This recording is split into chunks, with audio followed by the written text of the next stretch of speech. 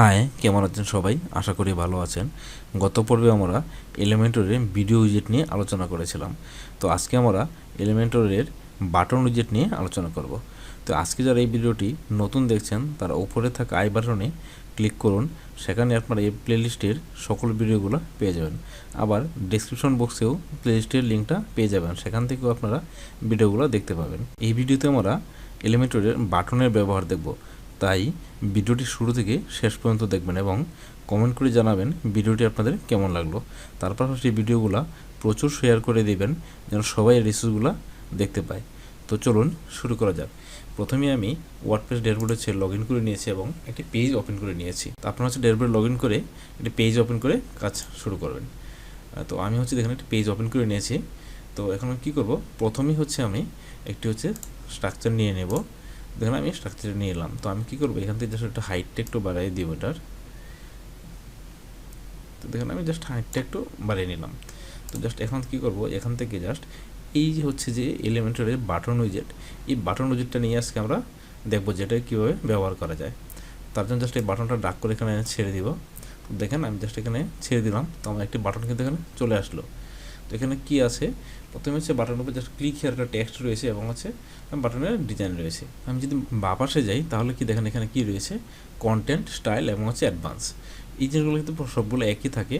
তো দেখেন প্রথমে হচ্ছে কি কন্টেন্ট থেকে প্রথমে হচ্ছে বাটন, তারপর কিছু টাইপ কি জাস্ট এখানে দেখেন ডিফল্টে রয়েছে। দেখেন এখানে কিছু অপশন রয়েছে, এগুলো হচ্ছে কি যে এলিমেন্টর আমাদের জন্য এই ইনফো, সাকসেস, ওয়ার্নিং, ডেঞ্জার এই বাটনগুলো অলরেডি কিন্তু তৈরি করে রেখেছে। জাস্ট আমি ইনফো সিলেক্ট করি এবং আপডেট করি, যে প্রিভিউতে যাই, দেখেন না বাটনটা কিন্তু এখানে চলে আসে এবং কালারটা কিন্তু চেঞ্জ হয়ে গেলো। এখন যদি আমি জাস্ট এটাকে ইনফো থেকে সাকসেস দিই এবং আপডেট করি, তো দেখেন না বাটনটা কালারটা কিন্তু চেঞ্জ হয়ে গেলো, কি গ্রিন কালার হয়ে গেল। আবার যদি এটাকে জাস্ট আমি ওয়ার্নিং দিই এবং আপডেট করি, তো দেখেন আমার কালারটা কিন্তু অরেঞ্জ কালার হয়ে গেল। তো এইভাবে জাস্ট আমরা কিন্তু এই প্রি মেড যে বাটনগুলো রয়েছে সেগুলো কিন্তু ব্যবহার করতে পারি। আমি যদি ডেঞ্জার সিলেক্ট করি এখান থেকে এবং আপডেট করি, তো দেখেন আমার কিন্তু এটা রেড কালার চলে আসলো। তো এভাবে কিন্তু আমরা চাইলে এখান থেকে প্রিমেড যে বাটনগুলো রয়েছে সেগুলো কিন্তু ব্যবহার করতে পারি। আবার আমরা চাইলে কিন্তু এগুলোকে কাস্টমাইজ ডিজাইনও করতে পারি। তো তারপর কি হচ্ছে টেক্সট, আমরা কিন্তু এখান থেকে চাইলেই টেক্সটটাকে চেঞ্জ করতে পারবো। তো আমি যদি জাস্ট এখানে লিখে দিই যে ক্লিক হিয়ার না দিয়ে জাস্ট লিখে দিলাম আমি যে সাবমিট, সিউবি সাবমিট।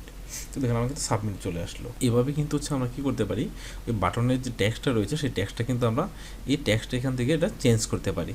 তো তারপর কি রয়েছে লিঙ্ক, আমরা চাইলে কিন্তু এখানে এই বাটনের থেকে যে কোনো একটা লিঙ্ক কিন্তু আমরা কি এখানে অ্যাড করে দিতে পারি।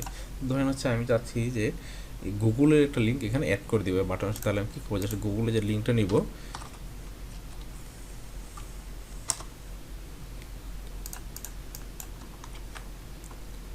কপি করে জাস্ট আমি এখানে পেস্ট করে দিব। এখন যদি আমি আপডেট করি, আমি জাস্ট এখানে গিয়ে ক্লিক করি, দেখেন আমার কিন্তু গুগলের সাইটে চলে যাবে। দেখেন আমি কিন্তু গুগলের সাইটে চলে আসলাম। তো এইভাবে কী করা যায়, বাটনে কিন্তু আমরা এখানে লিঙ্ক, যে কোনো লিঙ্ক বা আমার ওয়েবসাইটের যে কোনো পেজের লিঙ্ক কিন্তু এখানে আমরা অ্যাড করতে পারি। যে কোনো লিঙ্ক কিন্তু আমরা এখানে অ্যাড করতে পারি। আমি যদি চাই যে ইউটিউবে একটা গানের লিঙ্ক এখানে অ্যাড করবো, সেটাও কিন্তু আমরা পারি। যদি চাই এখানে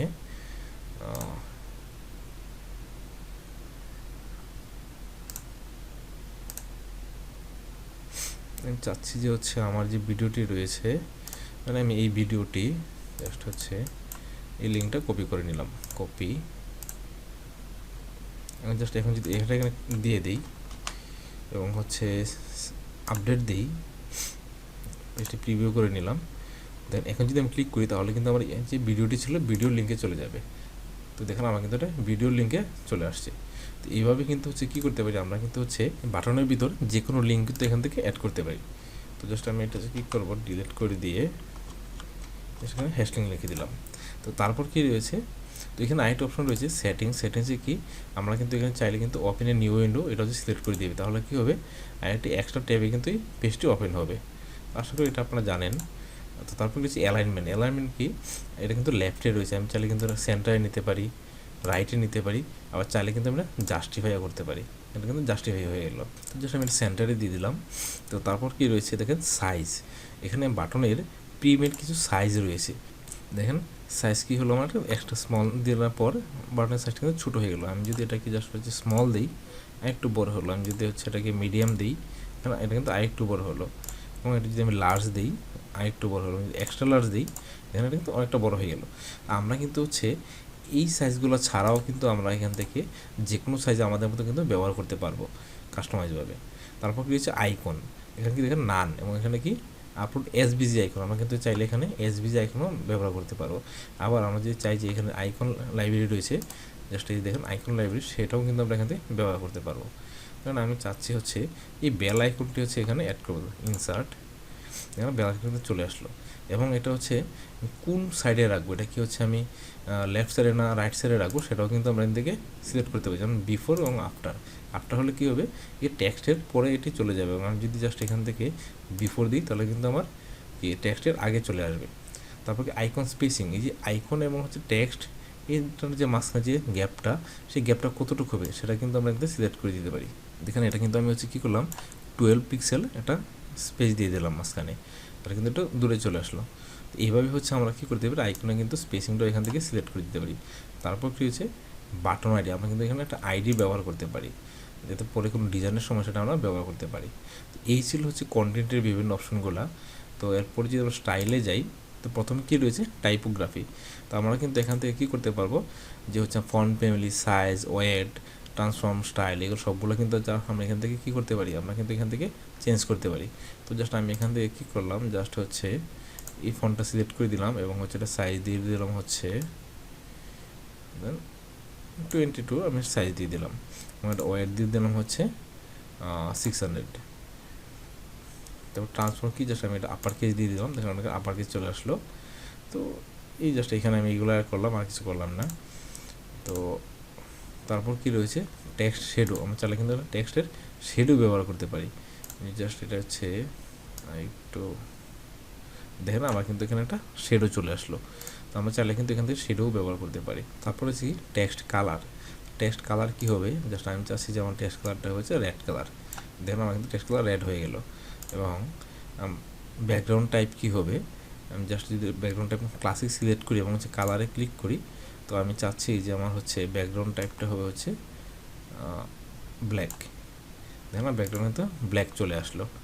তারপর কি রয়েছে এখানে দেখেন হচ্ছে হবার অপশন রয়েছে। আমি যখন এই মাউসে এখন নিয়ে যাবো তখন এটা কালার কী হবে, আমি চাচ্ছি আমার হবারে টেক্সট কালার হয়ে যাবে হচ্ছে হোয়াইট, এবং হচ্ছে আমার ব্যাকগ্রাউন্ড কালার হয়ে যাবে কি রেড। এখন যদি মাউস আইকনটা নিয়ে যাই, দেখেন আমার কী হলো, টেক্সট কালার কিন্তু হচ্ছে হোয়াইট হয়ে গেলো, এবং হচ্ছে কি ব্যাকগ্রাউন্ড কালার কিন্তু রেড হয়ে গেলো।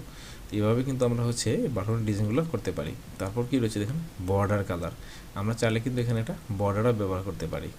আমি জাস্ট এখানে যদি যাই, এটা কী হচ্ছে আসলে নর্মাল সিলেক্ট করে নিলাম, এবং হচ্ছে বর্ডার টাইপ দিলাম হচ্ছে সলিড, এবং হচ্ছে এখানে দিলাম হচ্ছে 2 পিক্সেল, এবং হচ্ছে আমি কালার সিলেক্ট করে দিলাম হচ্ছে রেড। দেখেন আমার কিন্তু একটা কী হলো, বর্ডার চলে আসলো নর্মালি। আমি যখন হোভার করতেছি তখন কিন্তু বর্ডারটা কী হচ্ছে আমার ব্যাকগ্রাউন্ড কালার সাথে কিন্তু অ্যাডজাস্ট হয়ে যাচ্ছে। তারপর আমি যদি সেটা হোভারে যাই, এবং হোভারে গিয়ে জাস্ট আমি হচ্ছে চাচ্ছি আমার বর্ডার কালার হবে হচ্ছে ব্ল্যাক,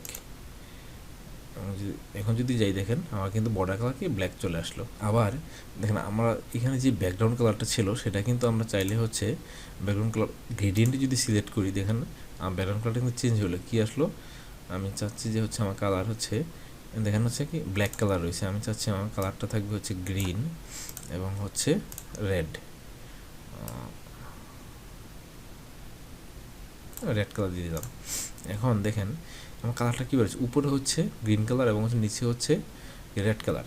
আমি চাইলে কিন্তু এটা কি হচ্ছে আমি পার্সেন্টেজে ব্যবহার করতেছি, আমি চাচ্ছি যে এটার হচ্ছে 15% হচ্ছে থাকবে গ্রিন কালার, এবং হচ্ছে রেড কালার থাকবে হচ্ছে ধরেন হচ্ছে 70%। তো এইভাবে কিন্তু আমরা কালারটা হচ্ছে এখান থেকে সিলেক্ট করে নিতে পারি। আবার আমরা টাইপ কী হবে, লিনিয়ার নাকি রেডিয়াল, আমি যদি রেডিয়াল সিলেক্ট করি দেখুন আমার যেটা কিন্তু চেঞ্জ হয়ে গেল। এবং এটা কিন্তু আমি কী করতে পারবো, এটা কিন্তু পজিশনও কিন্তু এখান থেকে চেঞ্জ করতে পারবো। যদি সেন্টার লেফট দিই দেখুন আমার কিন্তু পজিশন চেঞ্জ হয়ে গেলো। হ্যাঁ, তো আমরা এইভাবে এখান থেকে সবগুলো পজিশনও চেঞ্জ করে দেখবো যে কোনটা কীভাবে কাজ করে। তো আপনারা এখান থেকে কী করবেন, প্রত্যেকটা পজিশন হচ্ছে এভাবে সিলেক্ট করে দেখবেন যে কোনটা কীভাবে কী কাজ করে। তো তারপর তো এটাকে জাস্ট আমি লিনিয়ার সিলেক্ট করে দিলাম। এখন দেখেন এখানে আমার কিন্তু এই যে গ্রেডিয়েন্ট কালার দুটো কী বলেছে উপরে এবং নিচে, তো আমি চাচ্ছি উপর নিচে না, আমার কালারটা কী হবে লেফট এবং রাইট। তাহলে কী করবো আমি জাস্ট এই যে অ্যাঙ্গেল রয়েছে জাস্ট আমি অ্যাঙ্গেলকে যদি আমি 90 দিয়ে দিই তাহলে দেখেন আমার কালারটা কিন্তু চেঞ্জ হয়ে গেল। এখন কিন্তু আমি চাইলে জাস্ট এটা কি হচ্ছে আমি কমানে এবং হচ্ছে বাইরে এই দিয়ে কিন্তু অ্যাডজাস্টমেন্ট করে নিতে পারি। তো আশা করি আপনারা বুঝেছেন যে হচ্ছে কীভাবে গ্রেডিয়েন্ট কালার আমরা বাটনের ভিতর গ্রেডিয়েন্ট কালার ব্যবহার করব। তো এখন কি দেখেন এখানে বর্ডার রেডিয়াস রয়েছে, এই যে আমাদের বাটনটার এই যে কর্নারগুলো রয়েছে সেগুলো কিন্তু চাইলে আমরা এখান থেকে কী করতে পারি, আমরা হচ্ছে আমাদের মতো করে কাস্টমাইজ করে দিয়েছি। আমি চাচ্ছি এটার যে হচ্ছে 20 পিক্সেল। এইভাবে কিন্তু আমরা কী করতে বাটনগুলোর ভিতরে আমরা কিন্তু এখানে বর্ডার রেডিয়াসও ব্যবহার করতে পারি। তো এখন আমরা কী করবো, এখানে আরেকটি আমরা বাটন নিব, জাস্ট হচ্ছে বাটন যে বাটন ড্রাগ করে নিয়ে জাস্ট আমি এখানে ছেড়ে দিলাম। কারণ আমি চাচ্ছি সেন্টার করে নিলাম। তো আমি চাচ্ছি এই বাটনটাকে আমি একটু কাস্টমাইজ ডিজাইন করব। তার জন্য আমি কী করবো, জাস্ট স্টাইলে যাব, স্টাইল থেকে তো হচ্ছে দেখেন এখানে কী রয়েছে বক্স শেডো। আমরা এই বক্স শেডো ব্যবহারটা আছে এই বাটনে দেখব। তার জন্য ক্লিক করে এখানে দেখেন আমার কিন্তু একটা শেডো চলে আসছে। আমি জাস্ট এখানে আমি যদি কী হচ্ছে মানে দেখেন আমার কিন্তু চতুর্পাশে একটা শেডো চলে আসছে। তো আমরা কিন্তু এইভাবে হচ্ছে বক্স শেডোগুলো ব্যবহার করতে পারি। এই যে শেডোগুলো রয়েছে সেটা কিন্তু হচ্ছে আমার কি বাটনের চতুর্পাশে রয়েছে বাহির দিকে। আমি চাচ্ছি এটা বাহির দিকে না, আমি জাস্ট ভিতরে নিয়ে আসবো। তার জন্য কী করবো, জাস্ট ইনসার্ট সিলেক্ট করে দেবো। তাহলে দেখেন এখন কিন্তু আমার কি হচ্ছে, আমার কিন্তু বাটনের ডিজাইনটা একটু সুন্দর দেখাচ্ছে এবং এটা কিন্তু শেডোটা কি ভিতরের দিকে চলে আসছে। তো এইভাবে কিন্তু আমরা একটা বাটনের ভিতর হচ্ছে আউটলাইন এবং হচ্ছে ইনসার্টের ভিতর শেডো দিতে পারি। তো এখন আমি এখানে আরেকটি হচ্ছে বাটন নিয়ে আসবো, জাস্ট ড্রাগ করে আমি ছেড়ে দিলাম। তো আমি সেন্টারে করে নিলাম। এখন আমি চাচ্ছি যে এই যে আমার বাটনটি রয়েছে সেটার এই যে বাহিরে আমি চাচ্ছি যে এই বাটনটাকে আমি আরও বড় করব এবং হচ্ছে লেফট সাইডে এবং হচ্ছে রাইট সাইডে আমি আরও কিছু জায়গা বাড়াবো। সেটা আমরা কীভাবে করবো বা সেটা কাস্টমাইজ ডিজাইনটা আমরা কীভাবে করতে পারি সেটা এখন দেখব। তার জন্য একটা সিলেক্ট করবো, সিলেক্ট করে স্টাইলে যাব, স্টাইল থেকে জাস্ট প্যাডিং আমি জাস্ট এখানে ক্লিক করি। দেখেন আমার কিন্তু চতুর্পাশে কি একদম কিন্তু বাটনটি ছোটো হয়ে গেলো এবং প্যাডিংটা কিন্তু ছেড়ে দিল। তো আমি চাচ্ছি এটা টপে হচ্ছে আমি 20 পিক্সেল দিব এবং হচ্ছে বটমে 20 পিক্সেল থাকবে এবং হচ্ছে রাইটে থাকবে আমার 30 পিক্সেল এবং হচ্ছে লেফটে থাকবে 30 পিক্সেল। তাহলে দেখেন আমি কিন্তু এর বাটনটা অনেক বড় করে ফেললাম। আবার আমি যদি চাই যে হচ্ছে আমার এটার টপে থাকবে 10 এবং হচ্ছে আমার বটনে থাকবে হচ্ছে 10 এবং হচ্ছে লেফটে এবং রাইটে থাকবে হচ্ছে 25 পিক্সেল। দেখেন আমরা কিন্তু এভাবে হচ্ছে আমাদের বাটনগুলো ডিজাইন করতে পারি। এই বাটনের যে চতুর্পাশে যে জায়গাটা এটা কিন্তু আসলে প্যানিংয়ের মাধ্যমে ডিজাইন করা হয়। আশা করি আপনারা এতটুকু বুঝতে পেরেছেন। তারপর আমরা জাস্ট যদি এখান থেকে অ্যাডভান্সে যাই, দেখেন এখানে কি রয়েছে মার্জিন, প্যাডিং, উইথ হচ্ছে অ্যালাইনমেন্ট।